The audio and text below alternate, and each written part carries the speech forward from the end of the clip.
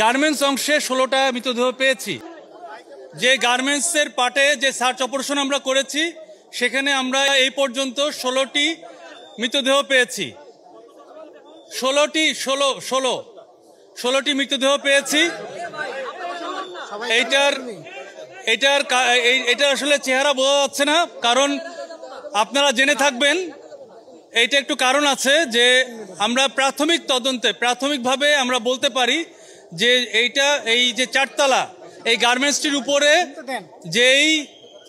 আমরা যে ছাদটা দেখেছি সেই ছাদটা টোটালি টিন শেড এবং চাটায়ের একটা উপরে মানে টিন শেড ছাদ। এই ছাদটা আবার বন্ধ ছিল। এখানে আমরা ছবিও পেয়েছি।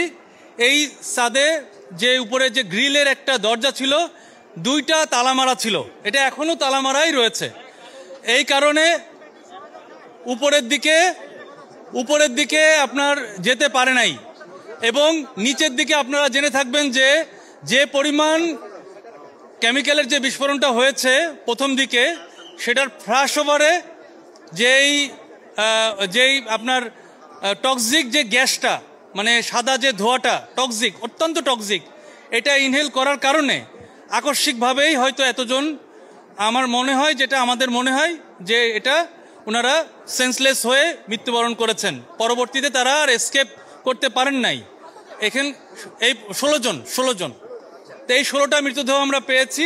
বিভিন্ন কর্নারে 2তলা 3তলা মিলে উপরে যেতে পারে নাই, নিচেও যেতে পারে নাই, যার কারণে একটা জায়গায় তারা হয়তো এই দুর্ঘটনায় পতিত হয়েছেন। আমরা এই যে 16 জন মারা গিয়েছেন এই পরিবারের প্রতি বিধেয়ী আত্মার আমরা দোয়া করছি। এবং এটার আহত এই পর্যন্ত মাত্র একজন আমাদের ভলেন্টিয়ার, আমাদের ফায়ার সার্ভিসের কেউ আহত হয় নাই। মৃতদেহগুলো নেওয়া হচ্ছে একে একে। আপনার এই যে অ্যাম্বুলেন্স এখানে আসছে না, এই অ্যাম্বুলেন্সে মৃতদেহগুলো তোলা হচ্ছে এবং এটা ঢাকা মেডিকেলে নিয়ে যাওয়া হবে। আমরা এই গার্মেন্টস অংশে 16টা মৃতদেহ পেয়েছি, বাট আমাদের যে কেমিক্যাল গোডাউনে আমরা ঢুকতে পারছি না, যেহেতু এখনো আপনার এটা সেফ না। আমাদের সার্চিং অপারেশন চালানোর জন্য এই জায়গাটা সেফ না।